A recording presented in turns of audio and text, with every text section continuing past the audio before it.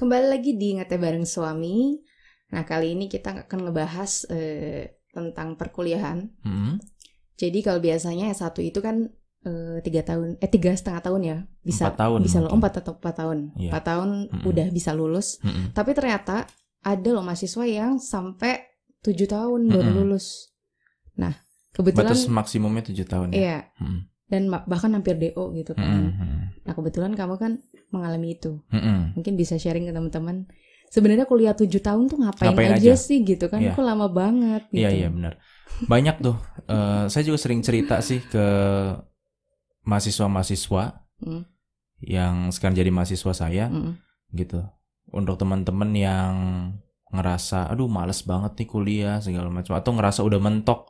Wah, ini bakalnya nggak lulus nih. Kenapa? Akhirnya saya kasih tahu bahwa saya dulu waktu S1 itu sampai 7 tahun. Sebenarnya nggak 7 tahun sih, mungkin 6 tahun sekian ya. 6 tahun setengah. Jadi 7 tahun kurang. Dan udah hampir lewat tuh. Nah, pertanyaannya yang kebanyakan orang nanya itu ya tadi, 7 tahun ngapain aja sih? Kok bisa selama itu gitu? Sedangkan yang lain-lain 4 tahun udah beres, 4 tahun setengah udah beres gitu. Kenapa ini sampai 7 tahun baru selesai? Nah, jadi panjang sih ceritanya ya. Jadi yang paling dipersingkat aja mungkin. Dulu saya kuliah di UPI, Universitas Pendidikan Indonesia kan. Saya itu masuknya ke jurusan pendidikan akuntansi. Pendidikan akuntansi. Nah, pada saat itu waktu pertama kali masuk tuh saya udah mikir, aduh pengen pindah jurusan bisa nggak ya? Iya. Pindah jurusan kemana? Ke akuntansi murni.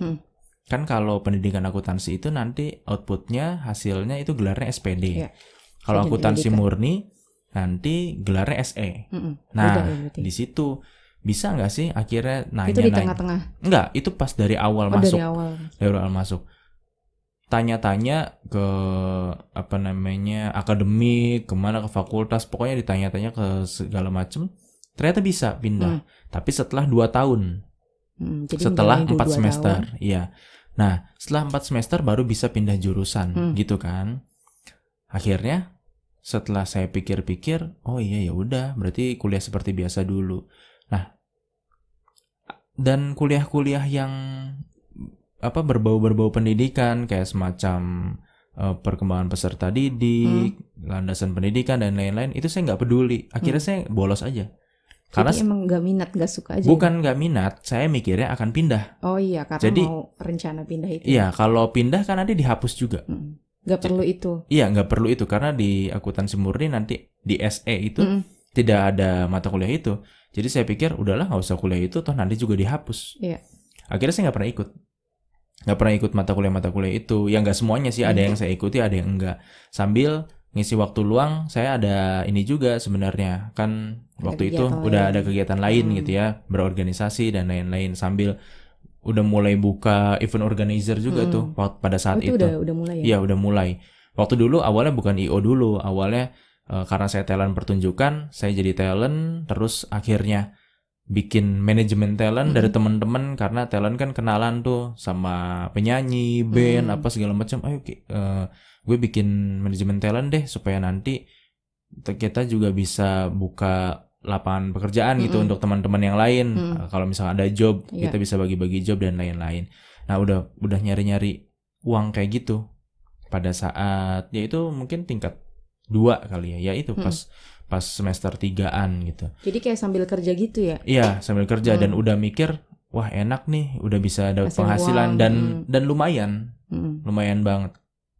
Akhirnya terpisah-pisah itu tuh, terpecah.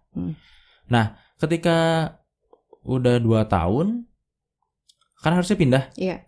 Ternyata peraturannya berubah. Nah, sial kan? Peraturannya berubah. Artinya, sial banget. Gak bisa pindah. Artinya, ternyata tidak bisa pindah. Kenapa sih? Tidak bisa pindah jurusan. Saya kurang ngerti. Apakah benar itu peraturannya berubah? Atau memang ada faktor lain. Saya udah mengajukan untuk pindah, udah bikin surat dan lain-lain, tapi kata ketua prodi pada saat itu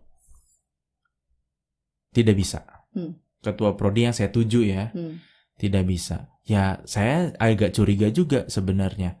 Kalau peraturan berubah kan biasanya yang dulu mah tetap ikut peraturan yang dulu. Ini untuk dulu, yang selanjutnya gitu kan biasanya. Tapi ya mau gimana lagi, kata beliau nggak bisa, ya udah. Tapi yang saya curigai itu sebenarnya karena IPK saya kecil. Gitu. Nah, gimana? Kenapa kok IPK-nya bisa kecil? Lah ya gimana? Kan kita nggak ikut beberapa kuliah. Akhirnya kan yang nggak ikut beberapa kuliah kan jadi nilainya 0. Sedangkan pembaginya tetap. Jadi IPK tuh kecil banget pada saat itu. Jadi nggak bisa pindah. Saya pikir dia nggak mau nerima karena ya pada saat itu ini IPK-nya kecil, ini orang nggak beres nih kalau masuk jurusan saya bisa-bisa ngeganggu gitu, mengganggu akreditasi dan lain-lain. Mungkin pada saat itu pemikirannya seperti itu. Ya saya juga menyadari, wah iya saya baru kepikiran. Udah terlanjur itu ya. Akhirnya udah terlanjur. Ya udah karena nggak bisa kayak gitu. Dan saya tetap aja masih ada tuh job segala macem, masih itu nyari-nyari kerjaan, iya. Terus sampai makin berkembang dan sering sekali juga keluar kota gitu kan. Saya di Bandung, jobnya nggak selalu di Bandung, kadang di Jakarta, pernah di Medan, di Padang, Kalimantan, di Surabaya, wah pokoknya keliling-keliling. Dan itu waktunya kan kita nggak bisa tentukan. Kadang pada saat UAS ya kita cabut, akhirnya nggak ikut UAS. Kalau dosen yang cukup baik dia ngasih UAS susulan. Kalau enggak, ya udah lewat aja. Iya, gitu. Nah, akhirnya karena yang tadinya belum kuliah, mata kuliah sebelum akhirnya saya ambil di atasnya. Kan nggak bisa nambah tuh. Akhirnya ya lambat. Akhirnya setelah itu masih tetap lanjut. Seingat saya, seingat saya baru di tahun ke-6 kayaknya itu kuliah baru selesai semua. Jadi saya ngambil skripsi baru di semester 13. Bayangin, di semester 13 baru ngambil skripsi. Saya selesai skripsi berapa bulan tuh? 6 bulan. Cukup iya, sangat cepat. Ya? Jadi skripsi cepat. Yang bikin lama kan biasanya kalau teman-teman di pendidikan tinggi atau perguruan tinggi ya, yang bikin lama itu ini skripsi sampai berapa tahun gak beres-beres. Iya, nggak lulus. Sedangkan kalau kuliahnya itu mereka udah pada cepet-cepet, IPK pada tinggi-tinggi segala macam. Tapi saya kebalik, karena tadi saya nggak pernah kuliah tuh di awalnya, jadi saya balas sampai 6 tahun baru selesai semua. Saya menyelesaikan skripsinya paling sekitar 6 bulanan. Dari mulai bikin awal proposal sampai akhirnya sidang akhir. Nah itu. Sebenarnya saya nggak paling akhir banget sih, karena masih ada teman-teman yang beneran lulusnya pas 7 tahun gitu, pas bulan Agustus. Sedangkan saya bulan kalau nggak salah sih Februari atau April, saya lupa. Tapi sekitar itu.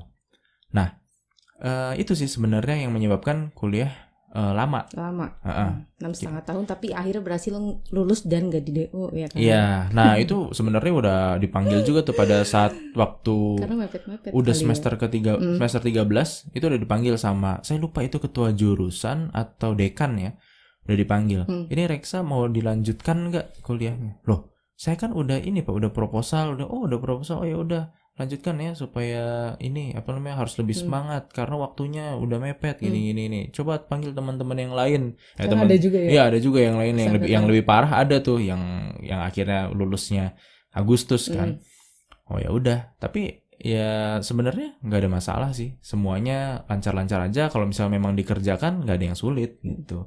Ini masalahnya gara-gara tadi saya kebanyakan kepotong pekerjaan yang lain.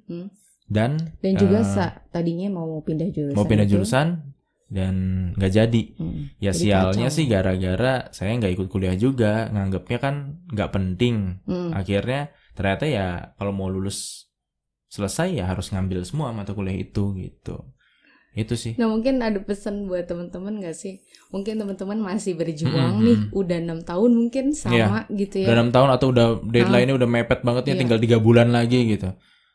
Ya sebenarnya pesannya sih kalau untuk teman-teman yang udah mepet gitu, lanjutkan. Sekarang berarti mata kuliahnya udah beres semua. Kalau udah beres semua sebenarnya aman. Berarti tinggal skripsi aja ya.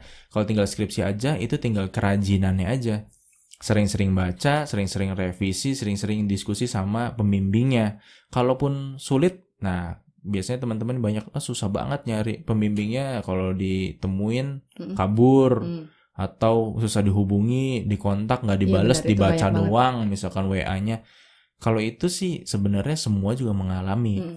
Jadi punya pendekatan masing-masing lah, apakah datangin ke rumahnya atau di kontak tiap hari, atau kalau misalnya nggak ada jawaban sama sekali bisa dilaporkan ke prodi masing-masing, minta korespondensi gitu ya ke prodi.